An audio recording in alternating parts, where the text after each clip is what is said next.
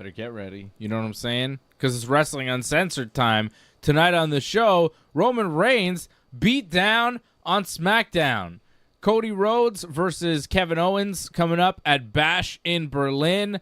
And will Bryan Danielson retire at AEW's All In?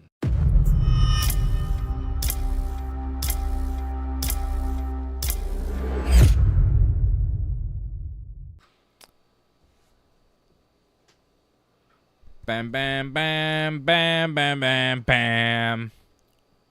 Where am I? Oh, there I am. You thought I was by myself, didn't you? I'm not. I tricked you. Sorry. There's two people here. I liked how that surprise. I didn't come alone. That's right.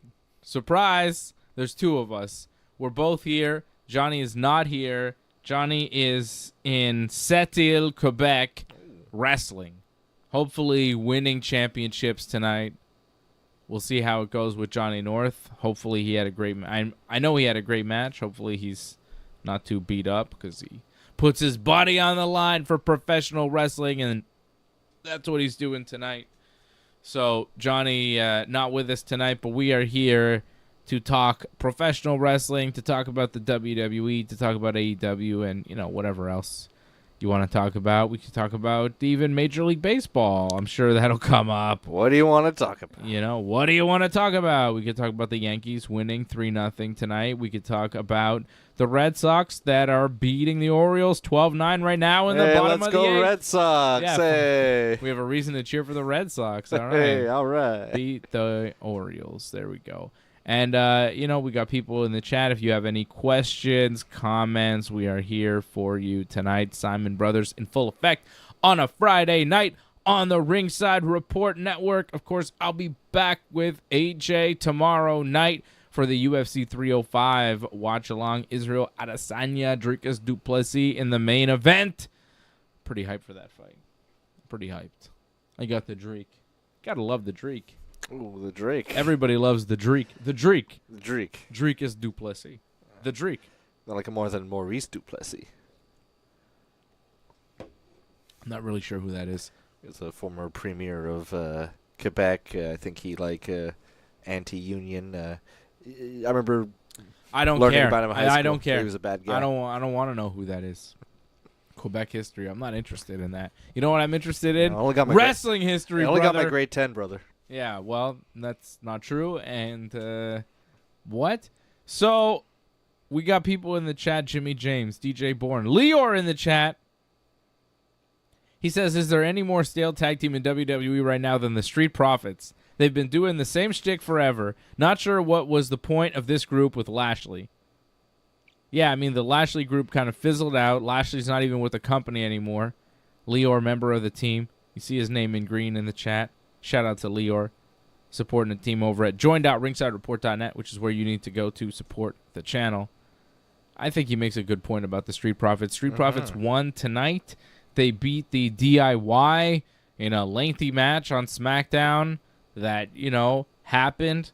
And next week they will wrestle the team of, I think, Jacob Fatu and Tama Tonga. I'm not even sure who are the current tag team champions at this point.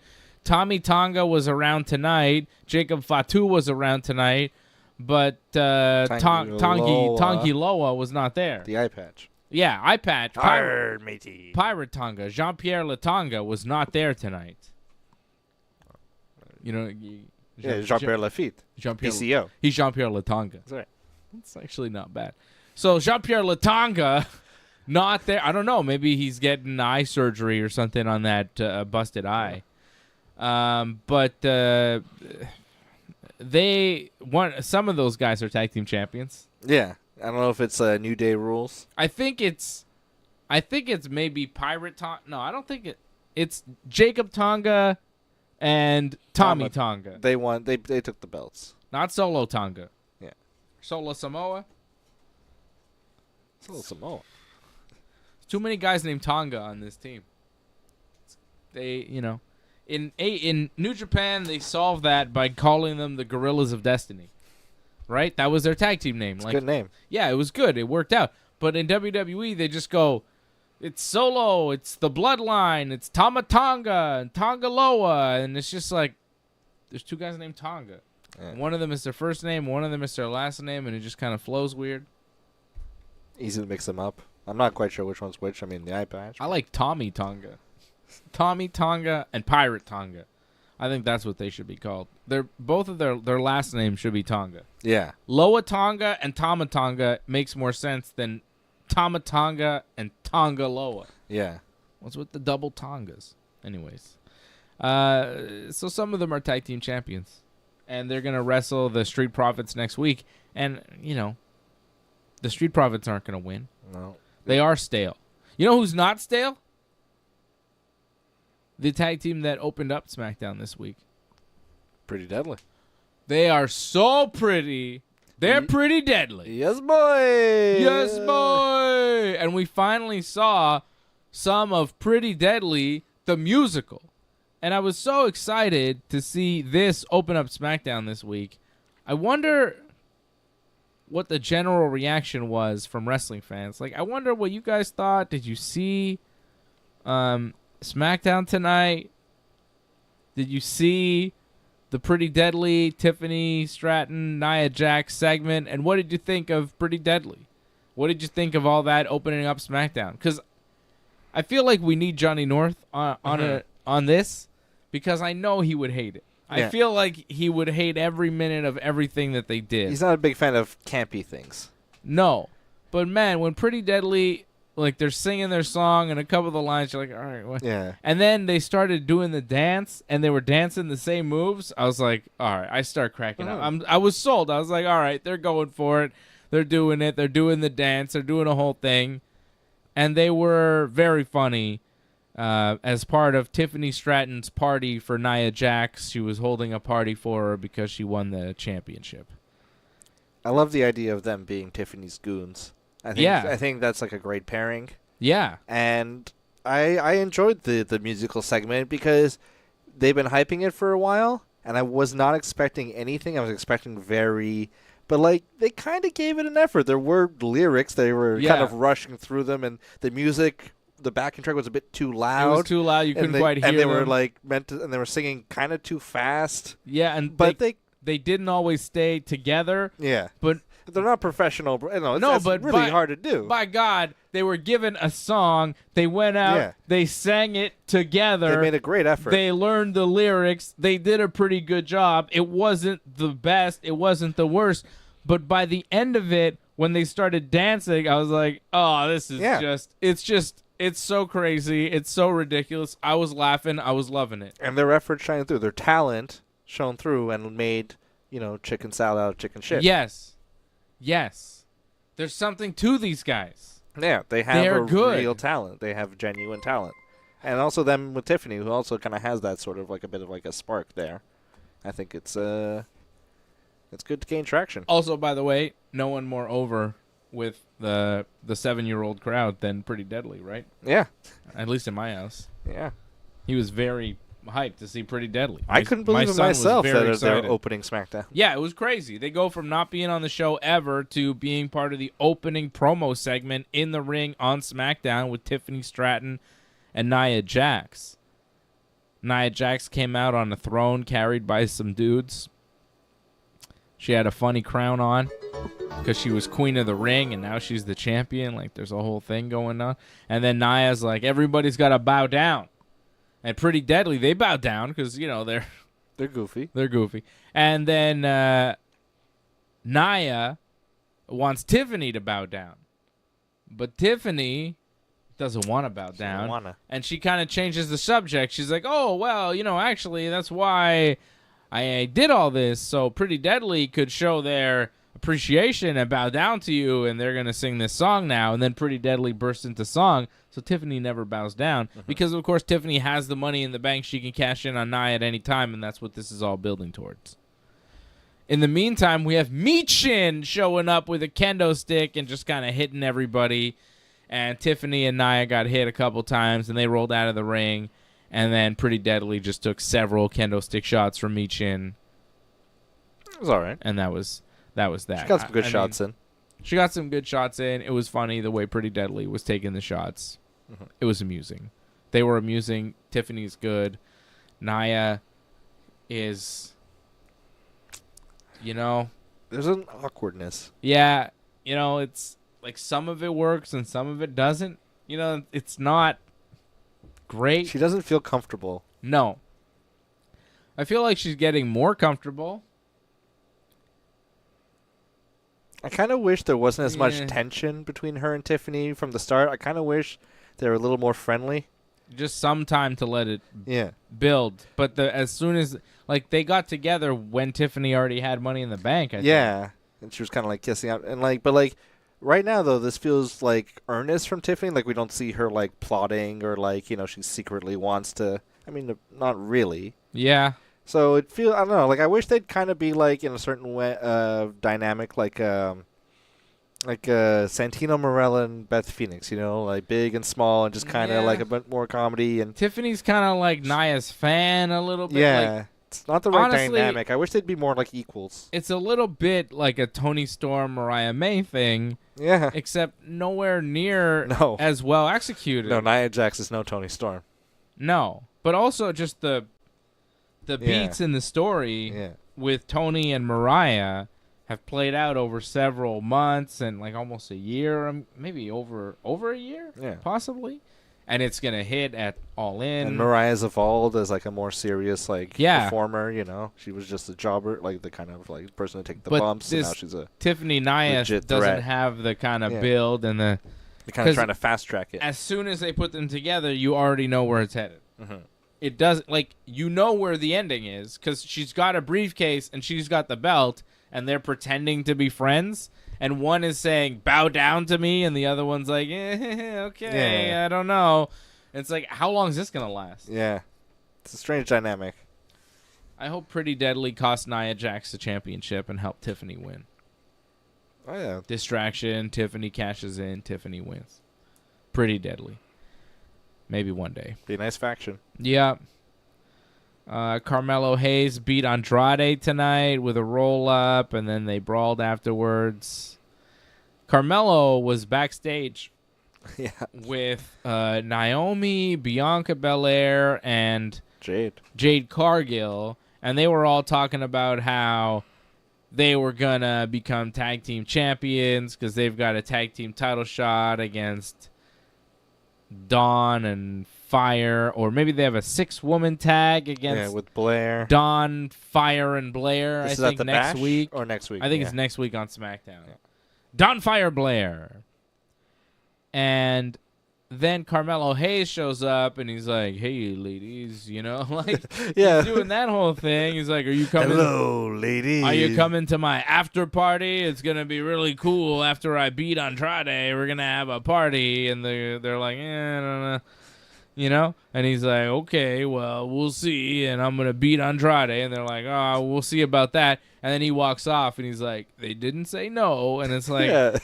I was like, these are 3 married women that you're hitting on TV. Naomi, everybody knows Naomi's married to Jimmy Uso, and Bianca Belair is married to Montez, who's wrestling later on the show, and Jade Cargill's married to a former Major League Baseball player. I think he was an All-Star. World Series champion. I mean, pretty good. Jimmy Rollins? No, Brandon Phillips. Brandon Phillips. Sorry.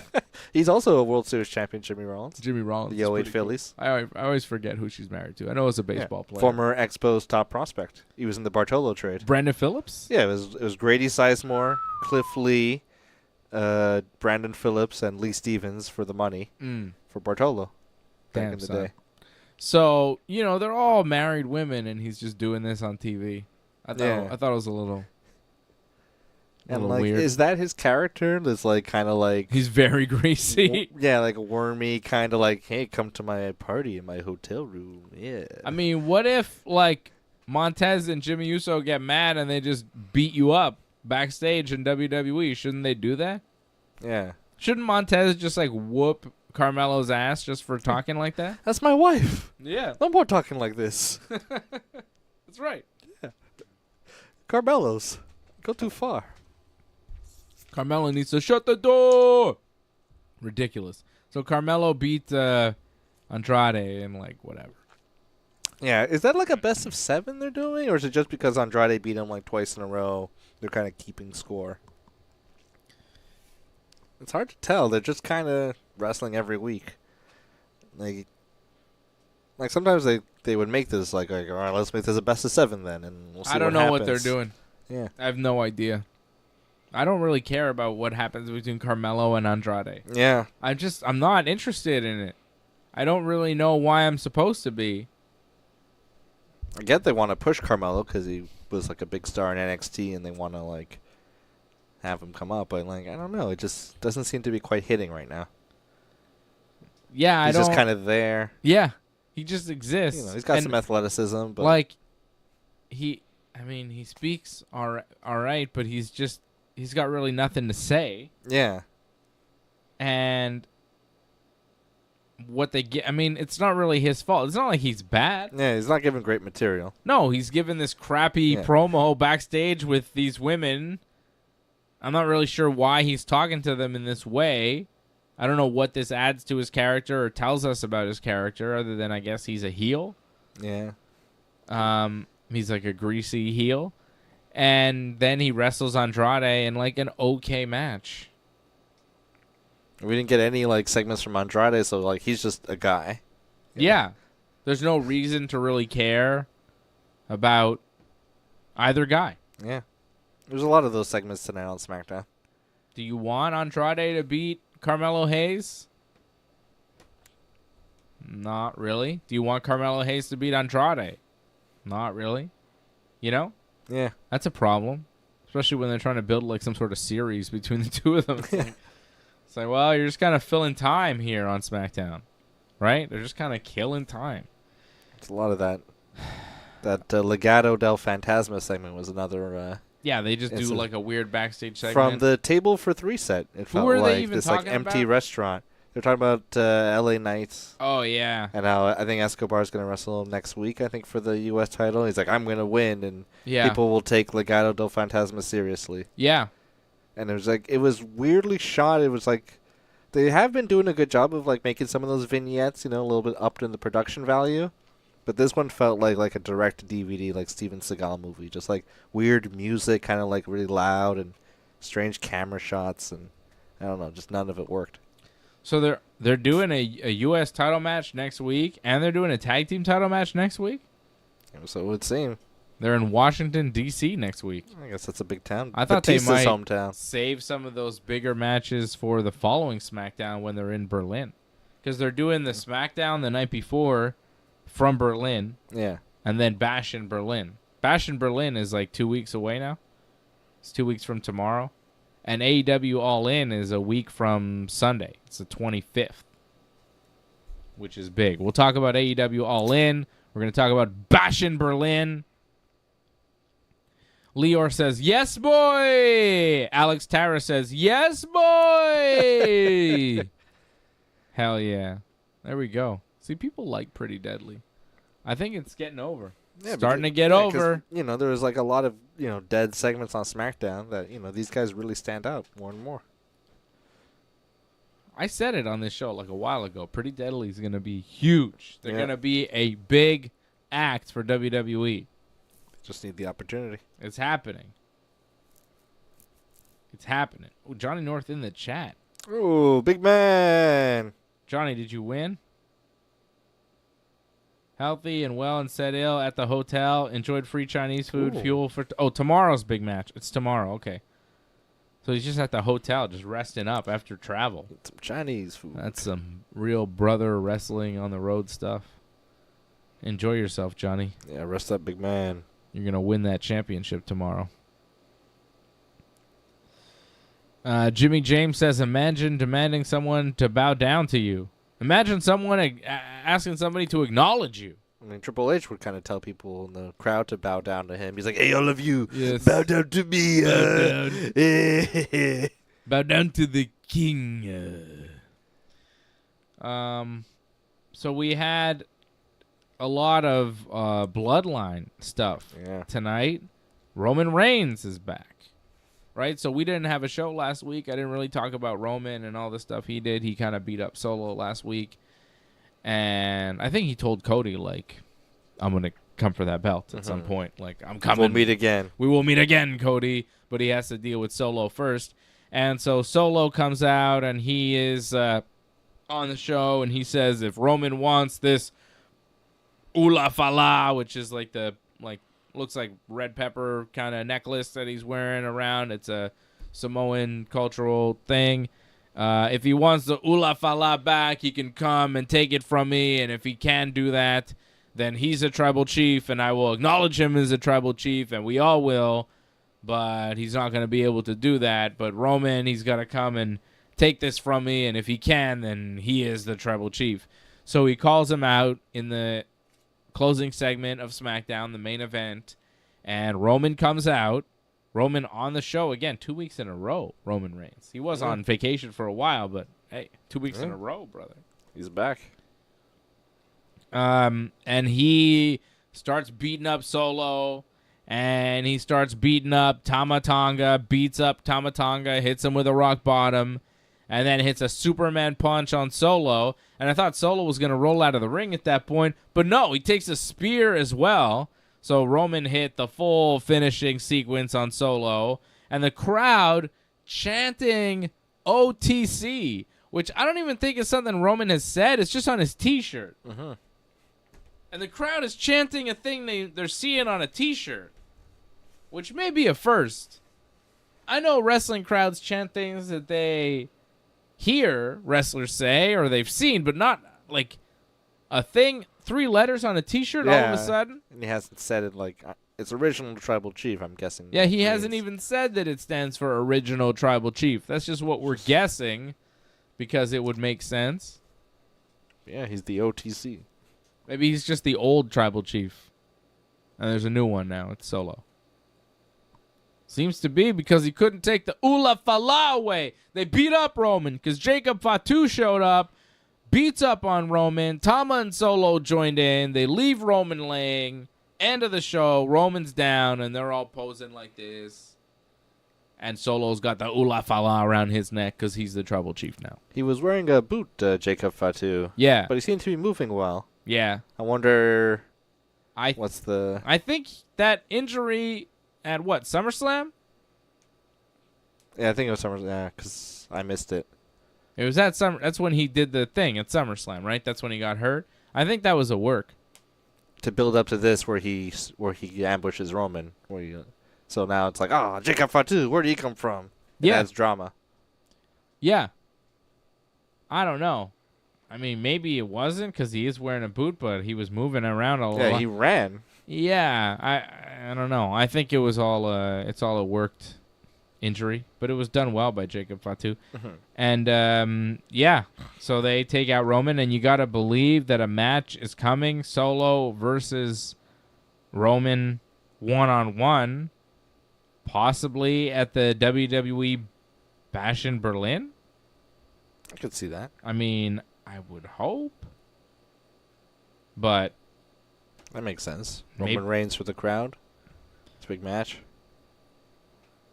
The German faithful. They only have 3 matches announced so far.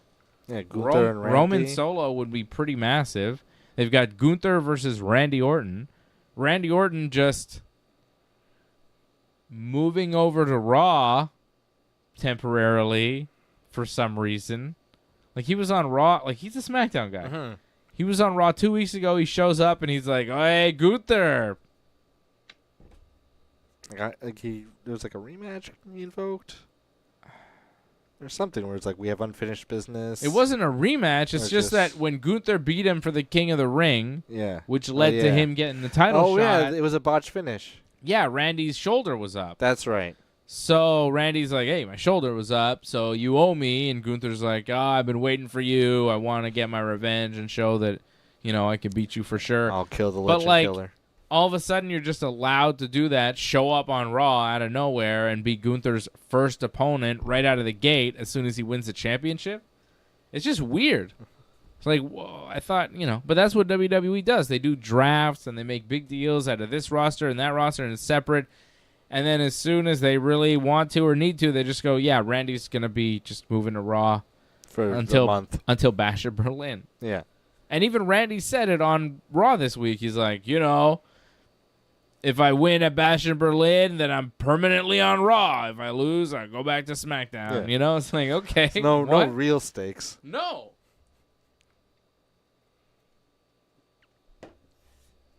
It's weird. I guess they just want to cover up for their botch to be like, so no one's like, hey, why didn't Randy get a shot? Well, I think also Star power too. they want to give Gunther a big win over a big star in Berlin, and they don't necessarily want to do it at the expense of some of their top guys on Raw. Yeah. And they also don't have a ton of top guys on Raw they can really use. They've got Punk and Drew. Yeah, Seth's back. Seth is like off the road. hurt, maybe? Yeah. I don't know if Seth was ever not hurt. Yeah. Because Seth never wrestled.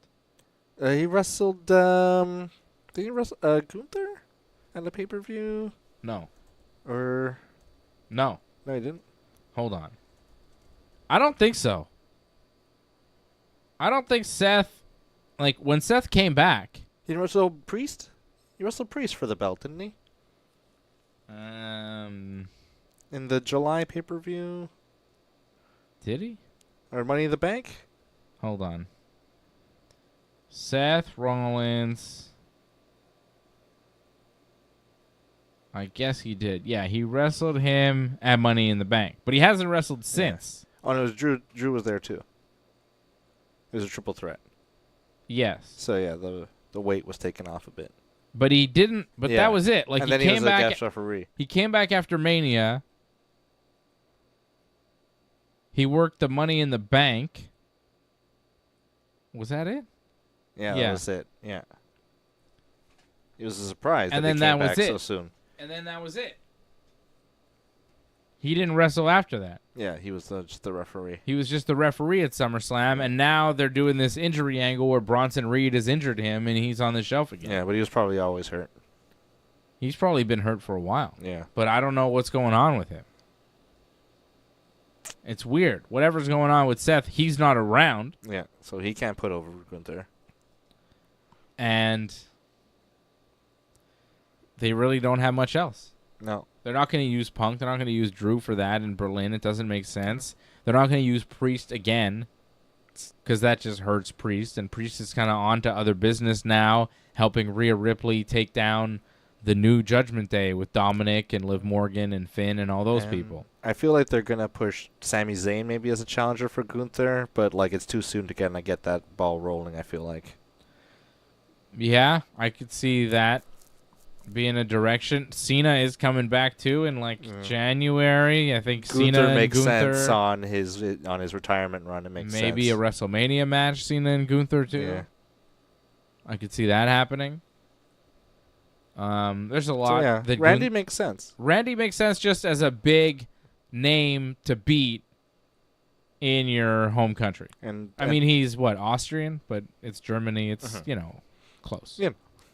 It's close. There's just people from Austria who claim Germany as a That's right. home country. Gunther's one of them. Gunther, Randy Orton, World Heavyweight title, Bash in Berlin in a couple weeks in Berlin, Germany. Cody Rhodes versus Kevin Owens for the WWE title, which was kind of a weird one.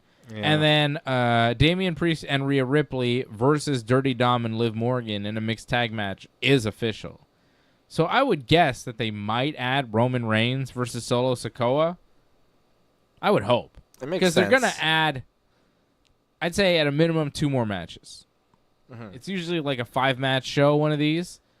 I feel like Roman and Solo should be one of them. And that match can go at least like 15, 20 minutes. Like they could draw that out with a lot of talking and people writhing on the ground and I'm the acknowledge me. Yeah. Like those early Roman Tribal Chief matches with like Jey Uso that were like super boring. It could be like one of those. I could see that. I could see maybe Nia versus Michin doing it at I think that might be. I think Michin might have mentioned that. at Bash in Berlin. And then Nia came out of nowhere, was like ah, and like attacked Michin. Yeah. I think she I said could that Nick Aldis made the match. I feel like that's going to be, most of the card. Yeah. That makes. But that's a lot of sense. SmackDown. You might want to add a Raw match, but I really don't know what you would do. Punk for Raw. and Drew again. Yeah, Punk and Drew. Like, that's the thing. What does Bash in Berlin get? Does it get Punk and Drew, or does it get Roman and Solo? Yeah. So they don't get both? I'd be surprised if we got both. That would be nuts. Stacked. Like, if they did Gunther, Randy, Cody, Kevin, Priest and Rhea versus Dom and Liv, CM Punk versus Drew in some sort of, like, strap match, because Drew and Punk this week on Raw were hitting each other with a belt. Yeah. Some sort of strap match, dog collar match, bloody affair between Drew and Punk. Boom, give me that. And then maybe you add Roman and Solo to the mix. That as a 5-match card is pretty sick. That's pretty good. I feel like they're not going to give us when they round out this card. I don't think they round it out with Punk versus Drew and Roman versus Solo. But by God, it would be nice if they did. When's the next one after this? Is it Bad Blood, I think, in Atlanta? Bad Blood, October 5th. That's a while away, man. Yeah. That's a while away from August 31st. Okay, give us all the matches. You know what I mean? So, then they have stuff to build off of for Bad Blood. Drew Punk one-on-one in a strap match. Roman Reigns versus Solo for the Tribal Chiefdom.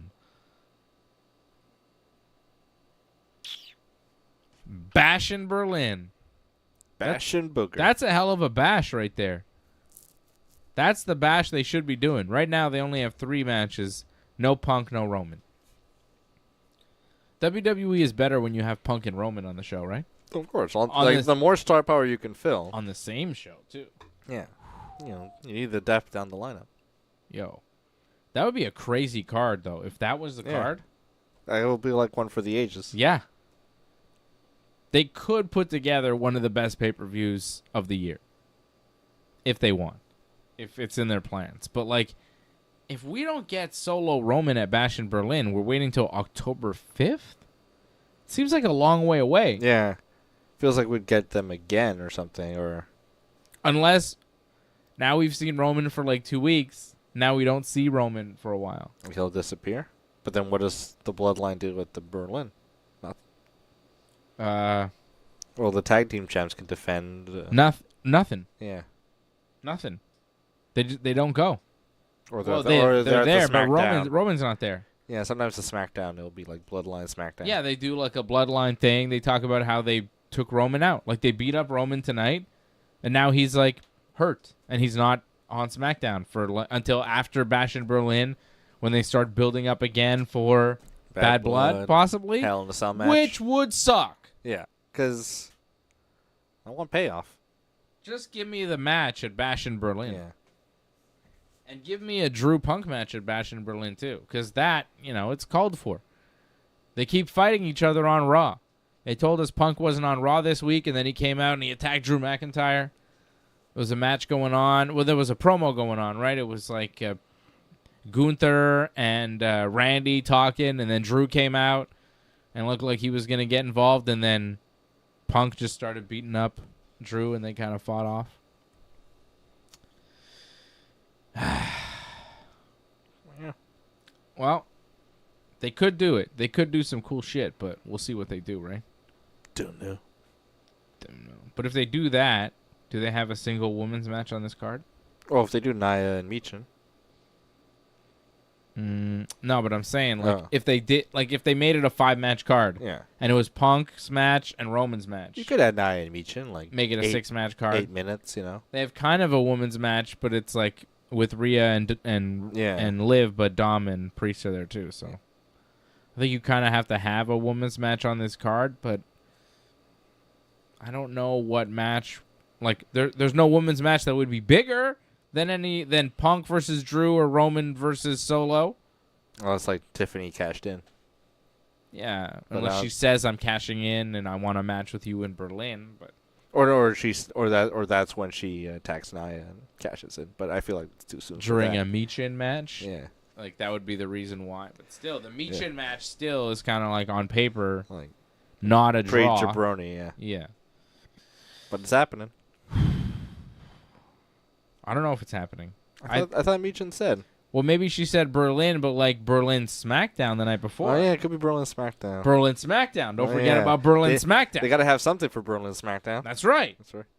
I mean, LA Knight's probably going to be on Berlin SmackDown. Yeah. LA Knight's on Berlin SmackDown, brother. With his new T-shirt. Yeah, it's a nice T-shirt he's got there. So, what else is happening? Franco says there's no more Night of Champions. I guess not, right? Yeah. They got the Bash in Berlin scheduled for August 31st, and then nothing until October 5th. And you're already seeing the commercials for Bad Blood. Yeah, with the Cody and... Yeah. In Atlanta. Who's Metro Boomin? It's Metro Boomin. Metro Boomin, yeah. Metro Boomin wants some more. I was about to say 21 Savage, but I think he's English. Yeah. Yeah. Metro Boomin's more of a producer. Okay. What else is happening in wrestling? Blair Davenport beat Naomi with a V-trigger tonight, which was weird. Kevin Owens beat Grayson Waller after a kick right in his dick, a stunner, and a pop-up powerbomb. That kick was right in the regions of Grayson Waller. Waller jumps into the ring, and Waller's running at him, and Kevin tries to get up to his gut, but he just kicked him, boom, right in the dick, and then hit him with the stunner, and then a pop-up powerbomb for good measure. And then Theory and Waller attacked Kevin after the match, but Cody Rhodes made the save, and they had chairs, and they sent them running away. And Kevin and Cody kind of stared at each other, and they have a match for the WWE Championship at Bash in Berlin because Cody says he wants to wrestle Kevin Owens. He wants to give him a shot. Yeah. But Kevin's like, no, I don't want it. There's other guys. I've lost a lot of matches. You're my friend. I don't want to do it. And Cody's like, no, come on. We're going to have a match. And it's like, it is a fight, though, right? It is a fight for money. Kevin doesn't want to do it. You're kind of pushing him to do it. Kevin's talking about how he's lost a bunch of matches. You win, like, all your matches. And you're kind of bullying him into having this match on pay-per-view where everybody expects you to win and retain your title so that Kevin Owens looks, what, better in the process? I don't think so. It makes Cody look like a dick. Yeah. Like he's a bully. It's not a babyface move for Cody. I really don't like it. I don't get it. I feel like it's going to turn Kevin heel because he's going to get mad and he's going to attack Cody and he's going to maybe get disqualified and beat up Cody after the match or something. Yeah, and Kevin's going to be the heel, but really Cody put him in this position. Cody is the dick who's trying to fight Kevin for no reason. Kevin doesn't want a title shot. Wants no part of Cody. Cody's winning all his matches. Kevin even says, like, I don't deserve it. I've been losing. I haven't been doing well. No. And then Cody and Nick Aldis hatched this plan to, like, trick him into, like, accepting. He's like, okay, well, we'll give the title shot to... Solo?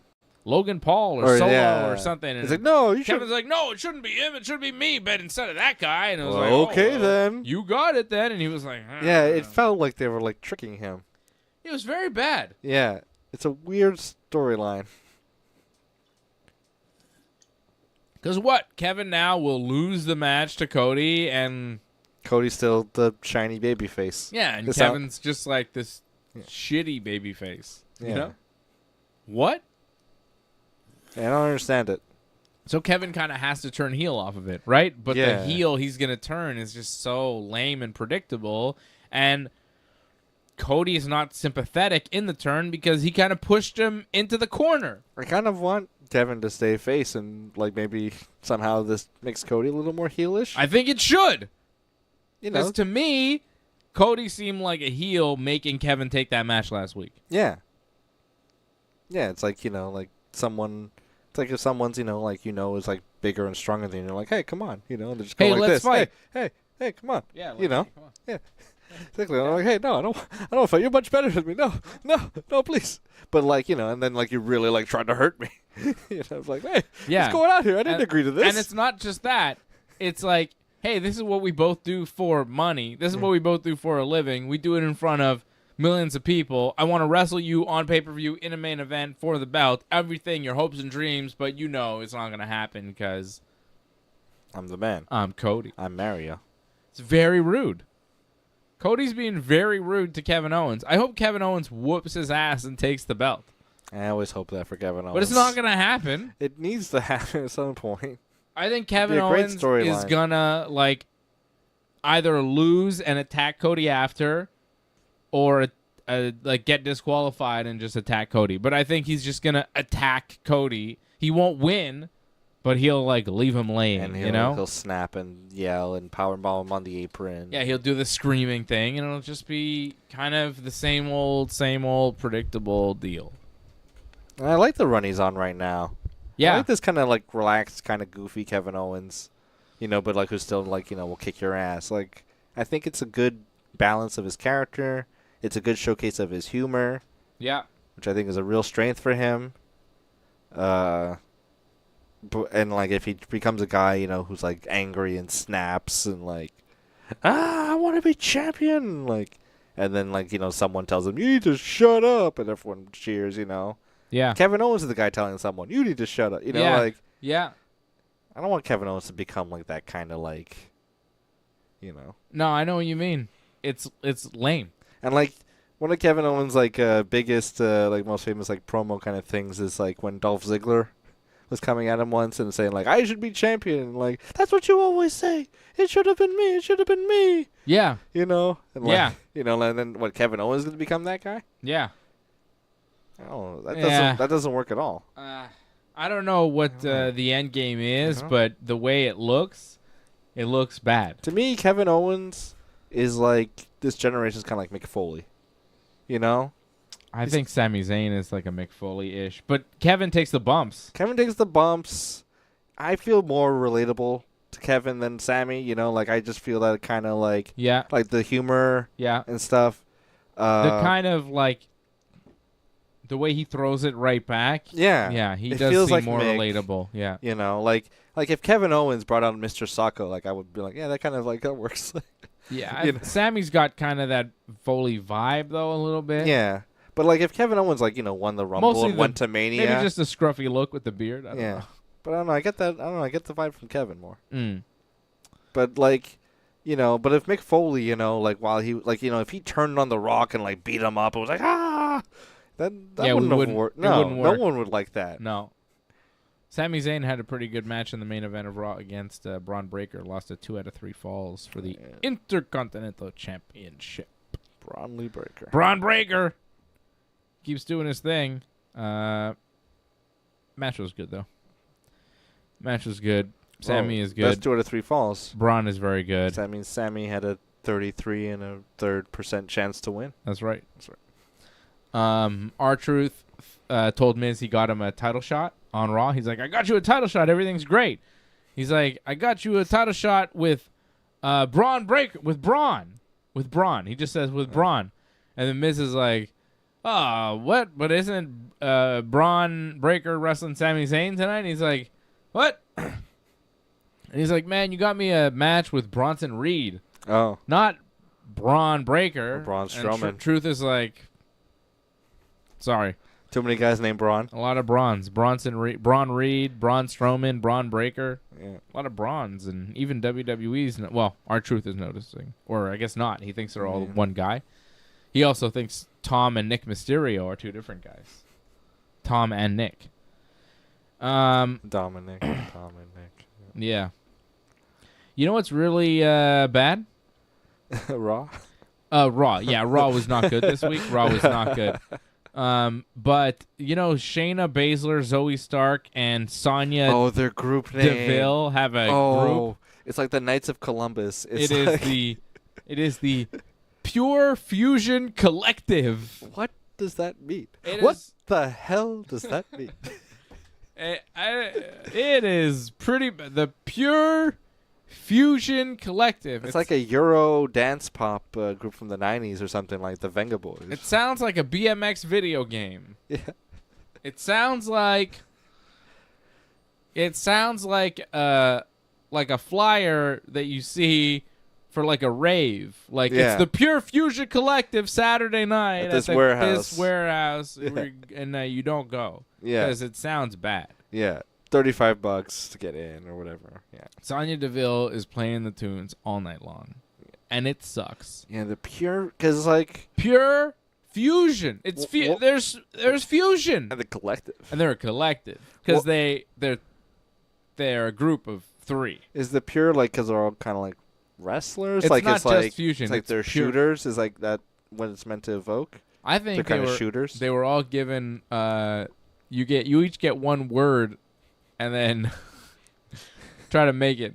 And if someone was like pure, someone was like fusion, and the other one went collective. Yeah, yeah. It's like Sonia write a word and then fold a piece of paper. Yeah. Zoe, now you write and fold it. This is- What did you get? This is how Pure that Fusion went. Collective. We need a name for your group. Come up with some names. Man, there's some bad names. And they I came never up. liked Damage Control. I know Damage Control was not bad, but it worked a little bit better than this. Pure Fusion Collective. Yeah. Why do they have to have the collective? Just call yourselves Pure Fusion. I think if you were Pure Fusion, it would work a little bit better. Drop the collective because What's it the makes fusion? it What are they make- fusing? It doesn't matter. That's not the point. They're pure. It's pure fusion. The fusion is so pure. Sounds like You've never some seen kind of fusion like chemistry this. thing. Like they're making meth. They're making wrestling cuisine that is fused. It's the bear. Yeah. It's a bear gimmick. Have what you they're heard doing. of Asian fusion? This Yeah. is better than that. It's pure fusion. It's ridiculous. Pure fusion. it's- They're doing them no favors. Like that's not gonna get over in any way. Collective. Are they gonna chant PFC? PFC? PFC. Well, they chanted OTC tonight. Yeah, but they're not gonna chant Which was PFC. ridiculous. Yeah. The fans in Orlando chanting OTC at Roman Reigns because My- of his T-shirt. My kind of town. The Pure Fusion Collective. Yeah, they could have given that some more. Oh my God! They could have punched that up. And they get beat up by Fire and Dawn, Albert Fire and Eilers Dawn. They're heels too. Everybody's a heel, brother. It's weird. It's all stupid. This whole thing, everybody's a heel in this whole thing. It was Io Sky and Kairi Sane wrestling Zoe Stark and Shayna Baszler for a shot at a tag team champions, Albie Fire and Isla Dawn. I think Isla Dawn were maybe baby faces, but they caused a disqualification in the match. They just attacked everybody and then beat everybody, left everybody laying. So it's a number 1 contenders match that they screwed up, which is a heel move. Yeah. A number 1 contenders match between 2 heel teams. Everybody's a heel. Everybody's here. Everybody's a heel.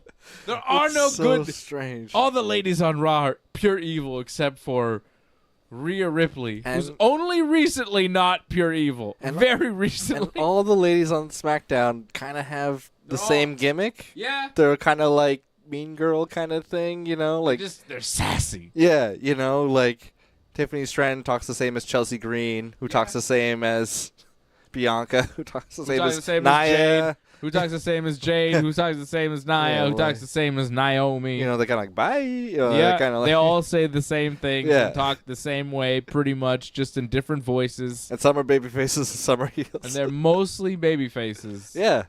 They're most. I mean, Like, there's not much about Tiffany that's a baby face, but she's like pure baby face. Tiffany is a baby face because everybody likes her, and they're just not too fond of anyone else. Bailey is a baby face. She's not around since she lost Yeah. the belt, but she'll be back. You figure. You know who I really Nia miss? is the only true heel And she's not on comfortable. SmackDown. She's just, I'm Nia. Everyone should bow to Everybody me. on Raw is a heel. Everybody's a heel. We need Charlotte Flair. Like, she just Yeah. like sets order. It's just like, okay, well then, like, she's just like, okay, The everybody, problem this is is, the though, focus. Charlotte Flair is on SmackDown. She comes back. It's just another babyface beating up on all the other babyfaces. It's all out of whack.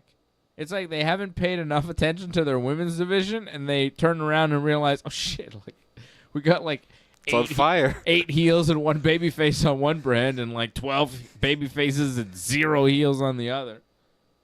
We're kind of screwed here with the ratio. Hey, Becky Lynch, can we do those contract negotiations again? Yeah. You know?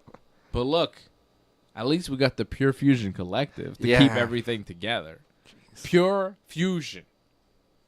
And they're a collective. Doing no favors. They come together. Do Zoe Stark, Shayna Baszler, and Sonya Deville. How long until the Pure Fusion Collective no longer exists? I give them 3 months. Yeah, I mean, they're already like the new like Riot Squad, Jump Squad. They're already getting beat up by Albert Fire and Island Dawn. Although a member of the Riot Squad is the women's champion now. Liv Morgan was there. Delivery Morgan has she's persevered, risen above somehow. Yeah, somehow she's a survivor. Delivery Morgan is a champion. Sonya Deville is purely fusion. And the main Riot, is pregnant. Well, Sonya Deville wasn't in the Riot Squad. Oh no, it was the other one Viking, there. The Viking. She's she's Valhalla is Valhalla not around. She's not around anymore. I haven't seen her. The Antlers. They kind of gave up on that guy. Yeah. Or he got hurt, or the other one was hurt. Ivar. Eric was hurt for a while, and then Ivar was around. But maybe they gave up on Ivar. Maybe Ivar got hurt I think it was that. I don't know where Ivar is at, bro. Yeah. I have no idea. But she was in the Riots. I'm too focused on Otis. They also got this guy, Odyssey Jones, who Kofi Kingston is brought in to, like, hang out with because they need help against Karrion Kross and the AOP. They need, like, a third man. And Karrion Kross is kind of like, hey, Kofi, you trying to get this guy to replace Big E, like Xavier Woods? And Xavier Woods is, like, not really into having Odyssey Jones around. And you kind of get the feeling that Woods feels like maybe Kofi's trying to replace Big E with this guy now, and Woods isn't into it. There's something there. But this isn't leading to Big E coming back, though. I don't think so. I mean, in that case, like, Kofi kind of has a point if, like, E is gone. You know. No, Woods would have a point. Kofi's the one with Odyssey. But yeah, but it says, like, we need to bring a guy in, you know, we need to, you know, have well, they do need a third man because they keep getting some muscle. Outmanned, you know? You know, ease the muscle. But, so like, Woods was starting to say, like, we're going to have a tag team match against you guys, and Kofi's like, no, we're going to make it a 6-man because we always get jumped, and it's going to be Odyssey with us. And Woods is kind of like, Yeah, so there's something going on there, and I do like it because Woods and Kofi can execute very well, you know? They're professionals. And they're helping this Odyssey Jones get over.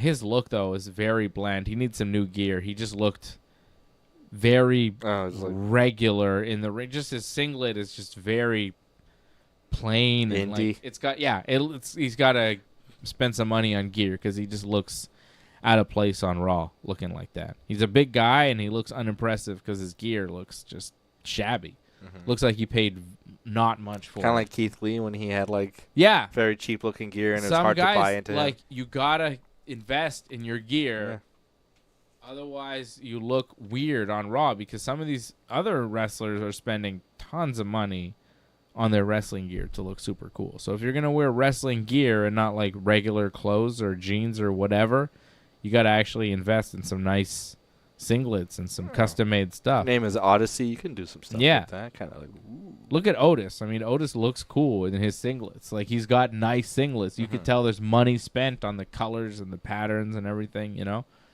Odyssey Jones looked real basic on Raw. So, but he's new, right? Maybe he's not making the money to spend on the gear, but you would think at some point soon he should. It's interesting. They have to, like, pay. I guess but they have, like, a costume designer who works. Yeah, I'm not exactly sure how it works. Like some people get their stuff custom made. If they want it done more fancy, I guess. Yeah, I think so. There are specific gear makers that some of them go to. I know the WWE has stuff in-house too, but I guess some of them go outside. I'm not sure how it works because you figure they have stuff in-house, but they're not making gear for every single person all the time. Like they may make 1 or 2 things here and there.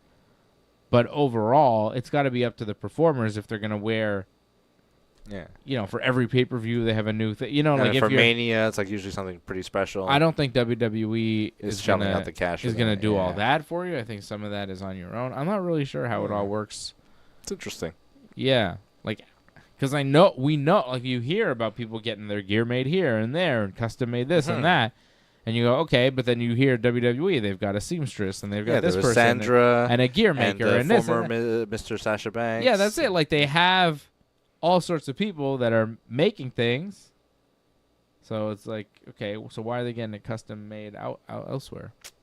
Makes you think. I'd like to know more about that. They should do like something about the gear. Yeah, that'd be a cool show, like on the network, like the people who make it happen kind of thing, like an episode following the catering crew and like how they work, how they do it. Yeah. Like, the ring setup crew, like all that, just like how they make, Yeah. how they make it work. Yeah. Let me tell you how I make it work. By watching all the wrestling. And I watched AEW Dynamite as well this week. And it was, it was all right. Pretty good. Swerve in Wheeler, Utah was pretty good. Hangman and Jay Lethal was pretty good. The Bryan Danielson promo video that they did was pretty good. And we are coming up on AEW's All In, and Bryan Danielson is saying if he does not win the championship against Swerve at All In, he will never wrestle again. And his contract with AEW apparently is up right now. And he is saying that he's going to stop wrestling full time. He has said that. Does this mean it's his last match? I would say no. I don't think Bryan's retiring. You think this is it?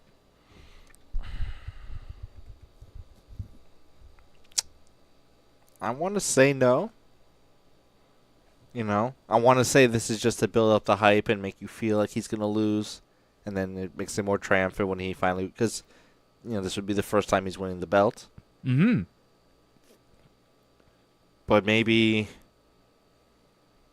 I don't know, maybe then a little bit after that, but maybe this is like the last 3 to 6 months of his full-time career, or yeah. Well, I think it might be the end of his full-time career, but I don't think it's. I know I could one match. This is it. Really? I don't think so. It feels like a Ric Flair kind of thing, where there's a few times where it feels like this is it, but. He wins. Mm-hmm. And then he wrestles Shawn Michaels. I think Bryan will wrestle someone who will then when it's him. the last match, I think it'll be clear that it's the last match, and maybe we'll know going in, like when Sting went into his last match, that it's the last one for sure. But I think Bryan, doesn't have to wrestle full time.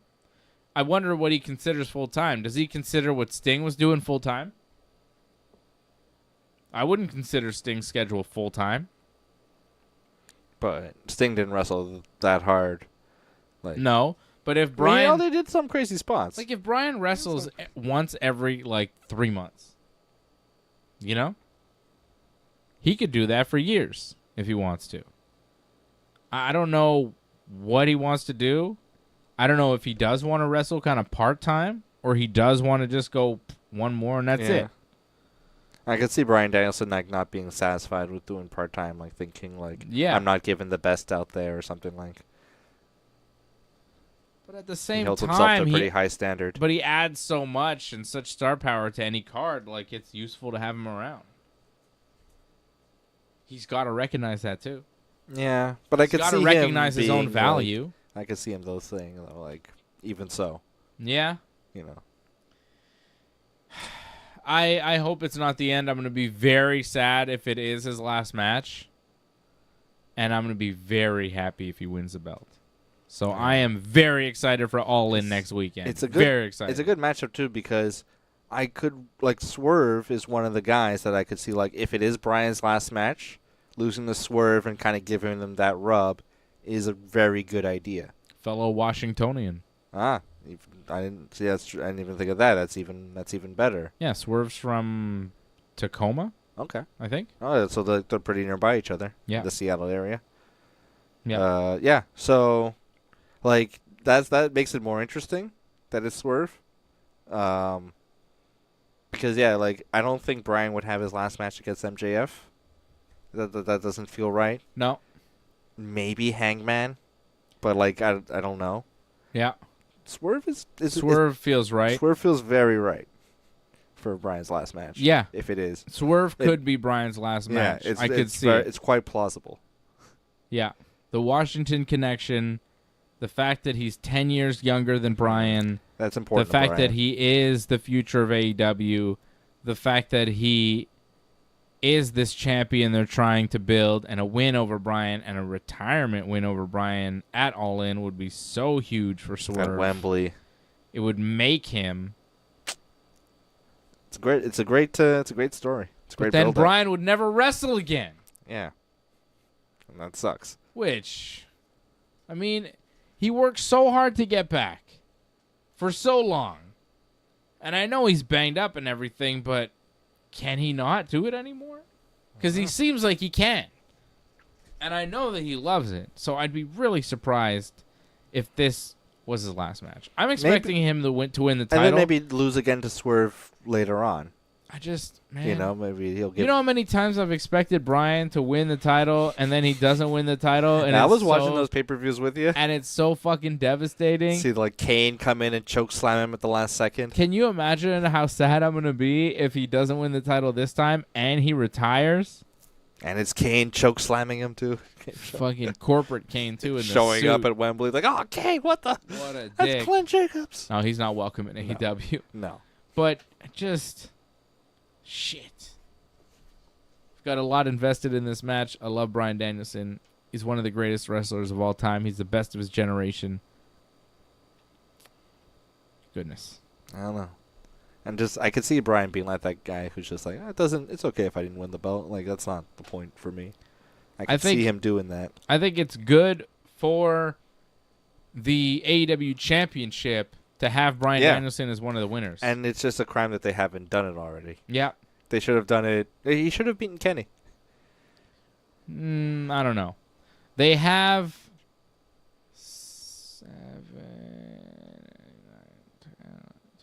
13 days between AEW All In and AEW All Out. I believe that Bryan is done as a full-time wrestler. And you can't be done as a full-time wrestler and be the world champion. Right? Yeah. So I think he's going to beat Swerve. And then 13 days later Mr. Brock Lesnar.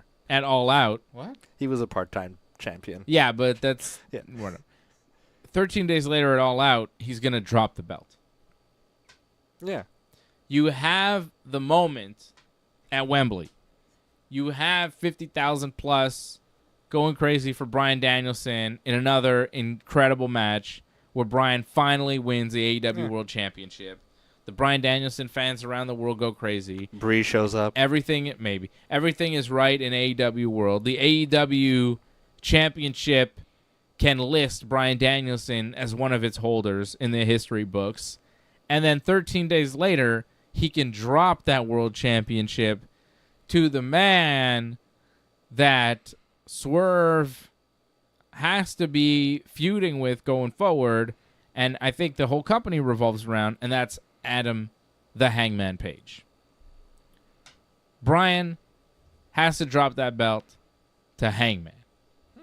Because Hangman had his house invaded, has his baby threatened by Swerve. And then he wrestles Swerve, and the fans choose Swerve. That has to be resolved. Cheer Swerve. And Hangman loses. And then Hangman vows revenge. Tries to beat Swerve again. Loses. And then he did cost Swerve the belt at one point, but then Swerve eventually did become the champion, and because he cost him the belt in the triple threat with Joe, but then Swerve had a one-on-one with Joe, and Swerve beat Joe because Hangman was gone at that point. Hangman went away, and now Hangman is back, And he still wants that revenge on Swerve. And what is the sweetest revenge? Taking that championship that Swerve just lost. Yeah. Make Swerve chase it. You lost your championship 13 days ago. I can't beat you, but I can hold the belt that you just lost. You lost to Bryan Danielson. I just beat Bryan Danielson, and now I'm the champion, and you're never getting a title shot, Swerve. How do you like them apples? How do you like the apples, Swerve? It's Hangman's company. That's true. I think that's where you got to go with it. And then you have Hangman, Swerve continue because there's still a lot more to do. Mm-hmm. And Bryan Danielson's title reign is about the one night for Bryan Danielson. It's about the history of AEW. It's about the resume, adding to the already impressive resume of Bryan Danielson. And also, it furthers Swerve and Hangman and what they're doing, which is most important, which is what Bryan Danielson is all about. Yeah. So you use what he does as a gateway to continuing to push what really AEW is all about, which is the guys in their prime, Swerve and Hangman, the two biggest stars in their company. They are the present of what is AEW. The future is still MJF. And Will Ospreay. He's the present and the future. Like Ospreay and MJF, like they're right there, but like Swerve and Hangman are on a different kind of. They're different right now, and they've got something there, and I think they need to kind of push that and keep going. So that's where I think AEW is going with their title. That's where I think they're going with Bryan, and I'm happy with that if that's where they're going. You never know. Yeah, give Bryan the moment in the sun. Be nice. Give us that, please. We were robbed of a run. We had great matches. I don't really think he needs to be champion. Like, he showed he didn't need to be champion to have incredible matches. He stole every show he was on with every top wrestler. When he wrestled Ospreay, it was a classic. When he wrestled MJF, it was a classic. When he wrestled Hangman, it was a classic. When he wrestled Moxley, it was a classic. Kenny Omega, same deal. Like, he didn't miss. We still never got, like, a run. Like, when he was champion WWE, he had to drop it, like, a week or two later. Like, selfish men with fragile egos need the run. Bryan Danielson doesn't need that. All right. I understand. He doesn't need it. I know. I understand. The quality's there, but I just wanted it for the entertainment. As a Bryan Danielson Bryan fan, week in, week out as the champ. You just want to see him as champion forever because it makes sense because he's the best. Yeah. Why wouldn't you make the guy who's the best the champion? Yeah. And we never really got it. It just feels nice for wrestling when the best guy is the champion. That's why Raw feels kind of nice, even though it's really boring. But, Gunther as champion makes sense. The problem is, though, is that CM Punk is there, embroiled in his whole thing.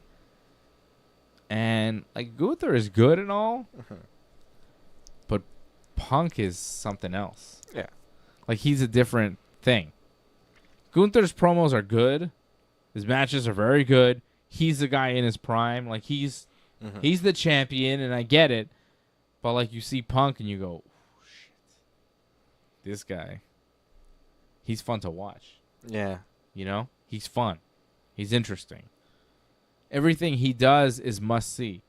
When you're skimming through a Monday Night Raw, you stop. Like, I know people that don't watch Raw except for what Punk does.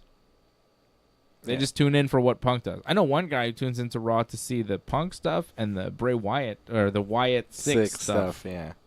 People like that now. Well, yeah. But like everything else, people are just skipping over. Punk is...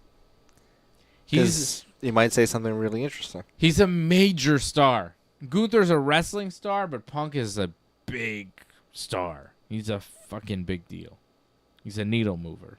It's not still the bracelet and all that? They've kind of gone away from the bracelet because maybe they've come to their senses. Yeah. They were just kind of fighting each other, hitting each other with a belt. Punk whacked Drew with some good belt shots. Good news for you. The Boston Red Sox beat the Orioles at Camden Yards 12-10. Jeez. Was the final. So Not a pitcher's duel. The Orioles drop one, and the Yankees They now have a win one. game lead or Yankees half game? have sole possession of first place in the AL East with a full game lead on the Baltimore Orioles. It is the tightest division in all of baseball. The NL West is pretty tight. Like the Giants are kind of in there too. Like NL West, I mean, the Dodgers have a 3-game lead on the D-backs and the Padres. Yankees win. The Giants are 10.5. okay, the Giants dropped some. Yeah. The D-backs and the Padres are 3 back of the Dodgers. That's 500. The Central, NL Central's it's a wrap. The Brewers are up 10 games on the Reds. But the Giants could get a wild card spot though. I guess. Phillies, I mean, they're ridiculous. They're up 7.5 games on the Braves. Braves have been playing well. Astros up 3 games only on the Mariners I don't in like the that. AL West. I don't like the Astros are back. Guardians, man, the Twins caught up. They're only 3 games back of the Guardians. The Royals are in it too a bit. But the Yankees, 73-50, they have the best record in baseball. Ooh. Hey. How about it? Only team in all of baseball with 73 wins, the New York Yankees. How about it? Number 1 team in the game today, baby. Tomorrow we'll see. Tomorrow we'll see, but today we are number 1. There are teams with 72 wins, but no team has 73 except the New York Yankees. I mean, the Dodgers have 72. The Phillies have 72. The Guardians have 72, and the Orioles have 72. It's tight, man. Yeah, there's a lot of quality teams. Yeah, but there are no great teams. Like, no team is going to hit 100 wins. No, because there's a lot of there's no division that's A lot like of parity. Yeah, like the AL Central used to be a lot weaker. Like the Royals would be like 100-loss team, so people would beat up on them more and pad some wins. But they're having a good season. A lot of those teams are like stepping up a bit. The Pirates. Yeah, Teams are getting better. Teams are getting better overall. The Pirates do suck though. They're 12.5. They back. were 5-15 in their last 20. Yeah, they're one of the worst teams in baseball. Yeah. They were good for, but then they dropped off. They're not Rockies or Marlins or White Sox bad, but they're pretty bad. Yeah. Okay, AEW's All In is coming up next week. We're gonna do the full preview on next week's show. But just looking at the card so far, we've got Swerve versus Bryan, title versus career. Young Bucks versus FTR or the Acclaimed, because FTR and the Acclaimed are going to wrestle each other, and then the winners will face the Bucks for a tag team title shot. Chris Jericho wrestling Hook for the FTW championship. Orange Cassidy will be in a Casino Gauntlet match for a AEW World Title match. Mercedes Moné defending the TBS title against Britt Baker, the DMD. Ooh. A lot of heat going to that match. So all those matches I talked about there, I was like, oh, yeah, cool. Swerve and Bryan, mega match, huge. We talked about that at length, right? The other match that's really big on this card is Mercedes Moné and Britt Baker, the DMD. Tony Storm and Mariah May. Yeah, that match too. I'm looking forward to that. That's gonna Tony be Storm, Mariah May. Big match. Even Jack Perry, Darby Allin in a coffin match for the TNT title. That's a big match. MJF and Will Ospreay is always big. But because MJF won this championship from Ospreay on Dynamite and they're doing the rematch in England, I feel like we already know who's going to win. Yeah. And the match was so good on Dynamite. Like, I'm sure they'll top it on pay-per-view, but how? Yeah. You know? They went an hour. It was almost. so good. I think it was it was 3 seconds short. Yeah, and it was so good that it's just hard to top. Yeah. They might, but I'm just like I don't need it. You know what I mean? It's like, well, I saw it. It was very good. We had a winner. I think the other guy will win this time, and then, it'll keep going, and it's cool. It's like you ate a really good double cheeseburger, and then right afterwards, like, here's another one. You're like, it's good, but, like, I'm full right now. Double. I like it. You go straight to a double. Well, I just thought something filling, I mean, sometimes just a single cheeseburger is filling. No doubles. This guy went straight for the double. Immediately, his mind goes to a double cheese. That's right, brother. That's right, Randy. Man's got to eat. Fucking Randy over here. No, Mr. Leahy, I need a cheeseburger. No doubles, Randy. I never said doubles. No doubles, Randy. Smokey. Smokey. Oh, he's so fucking handsome. So, Mercedes Moné, Britt Baker is huge. Like, because Mercedes just won the belt and Britt Baker just came back. So you go, what's going to happen here? Yeah, but Britt Baker, you know. But Mercedes just got Camille with her. Camille as her enforcer. Bill Cosby's wife is now the enforcer of Mercedes Moné. You don't mess with Camille. She's using her Hollywood connections to get only the best. Camille Cosby served as enforcer for Bill Cosby and his sex crimes for years, and now she is helping the CEO cover up her infamous list of crimes. Really great work from Camille Cosby, helping old Mercedes Moné. She's quite in shape, too. Yeah, she is jacked, brother, and surprisingly white. Did not expect her to be so young. Could be Cosby's granddaughter. Somehow married him in the 70s or something. Anyways. No, it's a different Camille. Yeah. She has never had sex with Bill Cosby, but she has had sex with Braun Strowman. Oh, so they used to go out? And I assume they made love to each other. Yeah, I mean, they were a couple for a while. She may not have had sex with Braun Strowman, but I mean, she had sex with Braun Strowman. Which kind of an interesting experience. Well, she's just a big lady. He's a big man. It's just like, it's like two dinosaurs doing it, you know? Imagine dinosaur sex, what that must have been like. That must have been crazy. Yeah. How come the paleontologists don't tell us about dinosaur fucking? Because you know that they were procreating. Like, dinosaurs procreated. What was a T-Rex dick like? Was it small? And, like, how did he have sex with a T-Rex lady? How did they do that? Yeah. I want to know about dinosaur sex. Not just any kind of sex. Perverted dinosaur sex. Kurdic. Booker T. Maybe I should ask Braun Strowman. I'll tell you what, pal. Yeah. I'm not finished with you. Yeah. Oh, God. Okay, we should end the show now. It's getting late. I'm talking about dinosaur It's sex. getting blue. But seriously, how did dinosaurs have sex? Yeah, because, you know, like in the show Dinosaurs, there's a baby. Where'd that baby come from? I'm not talking about puppet dinosaurs. I'm talking about real dinosaurs. Because we know, like, they had eggs, right? So Yeah. So. They hatched. Yeah, so. But they have to be inseminated to hatch. Yeah, for kind of. So there was some sex going on. Yeah. The mating rituals of that. I don't know if we can know that. Like, it has to be observed. Let me ask you something. Was a T-Rex dick in proportion to his body or to his arms? Yeah, because if it's the arms, it's kind of tiny. It's the arms is not so great for the T-Rex, but if it's in proportion to his body, huge. Yeah.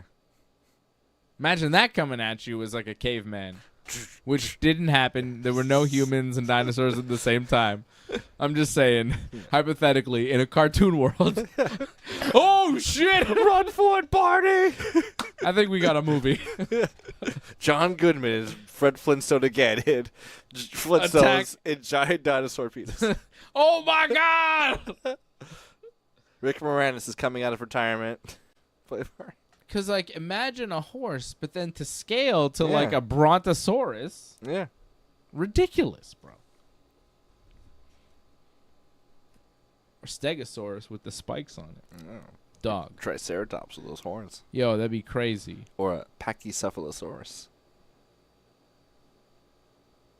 I'm not even going to make a joke about that one. Timeless, the Tony Storm, defending her AEW World Championship against Mariah May. Mariah cut another promo on Dynamite this week. It was a good video package. MJF did another promo this week. A lot of promos this week on Dynamite. MJF and Ospreay. What else happened on Dynamite this week? Swerve beat Wheeler Utah with Bryan Danielson watching on. Orange Cassidy won a triple threat match against Roderick Strong and Kyle O'Reilly. Hangman beat Jay Lethal. I like that match. Hangman hit a pretty nasty dead eye on the apron on Jay Lethal. Yeah, it was a decent episode of Dynamite. And Mercedes Moné had a pretty solid win, beating Hikaru Shida. Kind of a big match on Dynamite. One of the AEW mainstays, Hikaru Shida, falling to Mercedes the Moné. And AEW's All In coming up in London this year. Next year, though, they announced that they are going to Texas for All In. So not in London next year. They're moving away from Wembley. And I think there's a reason why, and that is attendance. They did 80,000 for the stadium last year, and they're doing about 50,000 this year. Oh. So they're having trouble selling tickets. If I'm doing the math correctly, that's a 30,000 person drop. If they had another 30,000 person drop for the next year's show, they would only have 20,000 people Wembley. in an 80,000 seat capacity Don't arena, look so good. which looks really bad. So even 50,000, like they're gonna have to, figure it out. Free tickets. Yeah, they're gonna have to do a bunch of free tickets to fill out the upper decks What's and stuff. the? Is it just the appeal was the first time they're doing it, and now it's like, oh, we said them already. We've seen it. It's not a big deal. We've seen it. Punk's not there. No. So they're doing it next year in Arlington, Texas, at Globe Life Field, where the Texas Rangers play. Defending champs. And it's been end of August, early September, always for the show. But next year's All In Texas is going to be early July. It's going to be brutal hot. Instead of end of August, it'll be July 12th at the Globe Field in Arlington, Texas. I mean, they probably have good AC, but they must. I mean, they play baseball. Is it a retractable roof or? Well, how do they play baseball games in the afternoon there? They must figure out a way. Yeah, I mean, sometimes baseball players can play in some pretty high heat. Is it a dome? No, I think it might be a retractable roof. Okay, they must. It's a retractable roof stadium, yes. And I'm sure they pump the AC. Yeah, of course. Yeah. They have to. It's Texas in the summertime. So that's what they're doing. July 12th next year. They say the year after, though, 2026, they'll go back to London. They didn't say they were going to go back to Wembley. Probably the O2. They just said they're going back to London. So we'll see. It is indeed retractable. But we all know how retractable roofs go. Actually, that's not true. They work pretty much everywhere in the world except for in the crappy stadium that we built here in Montreal. Yeah, the Sky Dome works fine. Yeah. Yeah. I've seen it work. That's pretty cool. And Johnny North trolling me on the chat saying, Brian not a draw? No, I think AEW is not a draw. It's not that Brian is not selling the tickets for Wembley. I just think that last year it was the first time and they were excited, and now this year it's like, oh, we've been there, we've done that. It is what it is. So they're switching it up for next year for I'd say more Texas. Osprey, if I felt like they were maybe banking on Osprey being the draw this time. And if it's not really happening. Mercedes Moné not a draw, maybe? Yeah. Mariah May and Will Ospreay not drawing in their own country, possibly. Because it was Soraya last year. Wasn't Soraya versus somebody? Yep. Tony Storm. Was Jamie Hayter last year, or was she already injured? Didn't Soraya take the belt from Tony Storm last year? Yeah, maybe. It was before. Isn't that what led her to be timeless? Yeah, it made her go crazy and become timeless. Yeah. But, Jamie Hayter wasn't there last year, I don't think. Mm-mm. There's rumors she might come back. That'd be good for them. Yeah. But if she's not advertised, then she can't draw. Yeah. Yeah. Well, tough times. That's why you need Shane McMahon. Come in, Yeah, what was that, eh? That picture of oh, hey, we're not discussing things. We're just hanging out. They look so, caught. Yeah. Yeah, I don't know. I don't know what they're doing. Shane acting on behalf of Vince? I don't think so. I think he's just interested in getting involved. I think that there's talks. I think that there's interest. I think he's curious.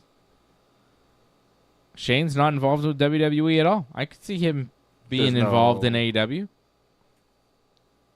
I could see Shane McMahon. As an on-air? No, I think maybe more in a kind of backstage production type of thing. But maybe on air. Maybe as a wrestler.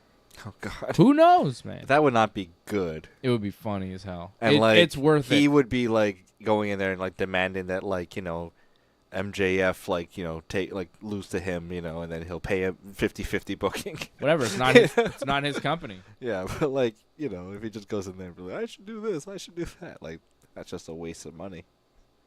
Yeah. You don't need Shane McMahon to come in there and be like, I should be the top guy. I wouldn't have him wrestle. Yeah. I don't know what I would do with Shane. It's tough. I'll tell you what, though. The funniest shit you could do with Shane would be to Eric Bischoff him. You bring him in as your general manager of Dynamite. Yeah. Which would be fucking hilarious. Tony Khan comes out. His name. We have a new director of authority here on Dynamite, and his name is Shane McMahon. He doesn't have the same. Yeah. And then Shane comes out, and he's just like, hey guys, the guy who makes the matches, and if you're in wrestling and you see a McMahon come out, you go, yeah, that's authority. That's authority in wrestling. It seems about right. It would work pretty well. If he'd agree to it, if it made sense financially, I would have him as your general manager figure, backstage segments, all sorts of shit like that. Coming to his office. Because he would be great at that. Yeah. That, and it would be so funny because that always happens where the old booker comes into the TNA company or comes into WWE, and it's like, well, you're going to be the general manager or the sheriff, or but WWE always does that to other people. For a McMahon to go to another company and you work for me now and be be like the general manager would be so goddamn fun. Yeah. It's like, hey, Dusty, you're the general manager of NXT now, And That's it's right, like, pal. all right, baby, But yeah, you tried to beat me, but here we have a McMahon, and he's gonna be our general manager. He's our Jack Tunney figurehead. I'm gonna lock him in a golden cage. The Tunneys ran Toronto wrestling. They're like, man, Jack Tunney. Jack Tunney. Yeah.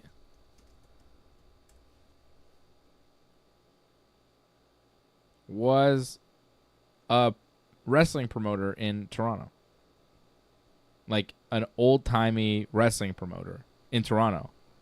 And WWE brought him in as they're yeah. They're like, yeah. You're the authority. You're the authority because you're kind of that guy. Mm-hmm. So we're just going to use you as that guy on TV because we bought out your company, we took over your business, and now you need work, so here's that. Yeah, if Vern Gagne agreed to that, he would have done that. Well, that's it. They've been using guys to do that for years, and for another company to do that to one of them would be the sweetest poetic justice that you could get. So hopefully Tony Khan can figure out a way to convince Shane that being the general manager of Dynamite or Collision is a good idea. My God. Hey, Shane, we're going to give you the CM Punk deal. You're going to be in charge of Collision, and we're going to put you on TV as the general manager, okay? Let him halfway book Collision, and Tony Khan has veto power, and he has to be on TV if he wants to do it. Yeah. Yeah, you show Triple H. You show your sister and your brother-in-law. You're a genius. Don't you think there's got to be a piece of Shane McMahon that's kind of pissed that it's not him? A little Kendall Roy energy. I mean, you're Shane McMahon. There's got to be a part of you that thought it was always going to be you to take over from your dad. Yeah. His dad took over from his dad. Yeah. You're the firstborn son. I remember you're in the business, you're learning the business, you're involved, you're backstage, you're doing all the things. And then when it comes down to it, your sister's husband takes over, and now it's his company? It is Succession. Just like Whamscans did. Right. So that, I wonder what Shane really feels about it. Because there's got to be a part of him, if not a huge part of him that's all-consuming, that goes, what the fuck happened? Yeah. I had it. I remember WrestleMania 20, the little video package. It's like Vince, built this, and then like the next generation, it's Vince and Shane and like one of Shane's kids. But it's like, Yup. Shane is next. Yup. It felt That was like in 04. It felt like it was gonna happen, and then something along the way shifted the direction, and and Shane got outright fired at the Royal Rumble, like got told to leave, and Vince was mad, and it was a whole thing. It's because he was like he wouldn't stop fighting for him to be booked. That was a story that the WWE put out there that everybody bought. That like Shane like got up his like own ass too much. Who fucking knows what really happened? I mean, if Bruce Pritchard calls the dirt sheets and says Shane was doing this and that and and then fucking the dirt sheets go and print it, well, that's the story then, isn't it? Yeah. If Shane doesn't call the dirt sheets because he's Shane McMahon, then nothing like fucking WWE's feeding stories to people. They're painting their own fucking narrative that makes them look good. You see MJF call out some people for that? No. He was like, because he's doing interviews in England. Okay. And he's interviewing a lot of those like British YouTubers who comment on wrestling.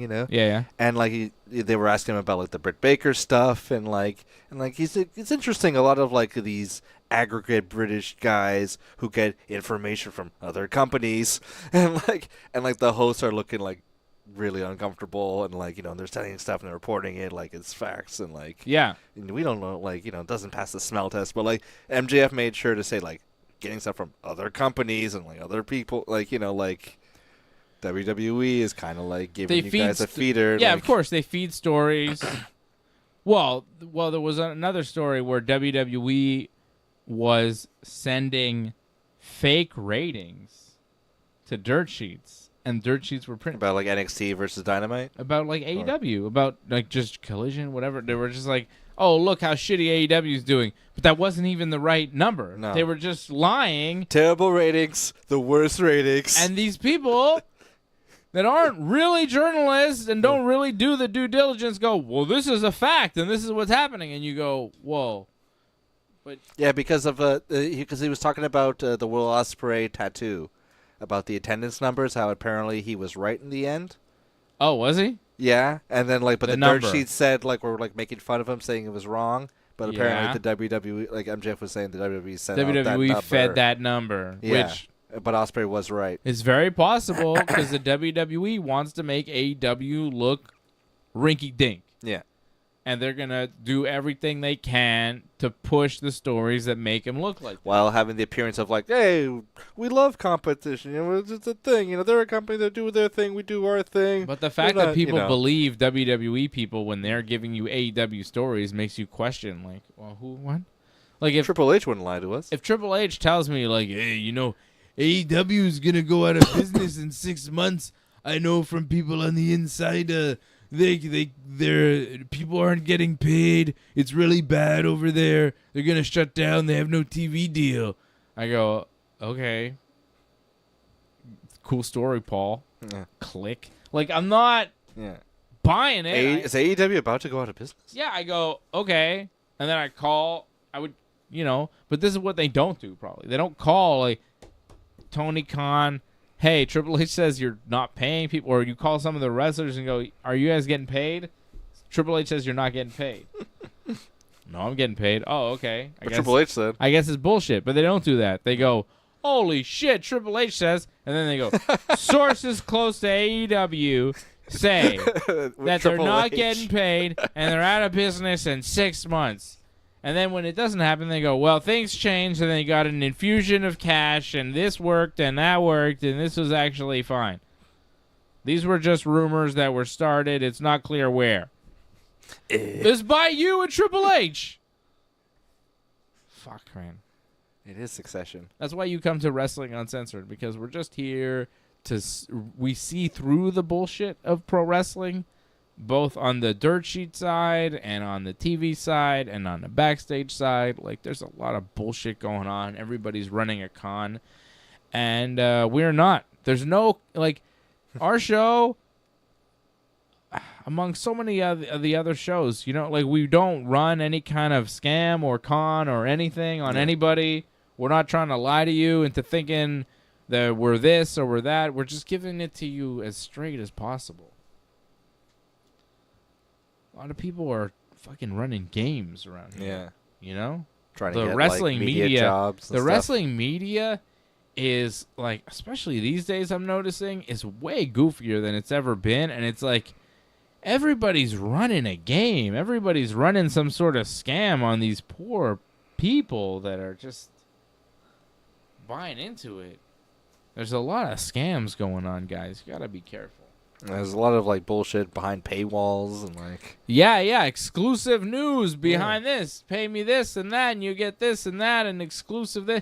But like, a lot of it is lies, and then there's then there's the pressure to fill the paywall or whatever, and then you say you have exclusives and this and that, and then if you don't fill it, then you're kind of more desperate to fill it, and then the quality goes down, and then the due diligence goes down, and then you're just spreading lies and rumors. Here comes Bruce Pritchard calling to tell you AEW is about to go out of business. That's what I'm saying. Yeah. That's what I'm saying is happening a lot.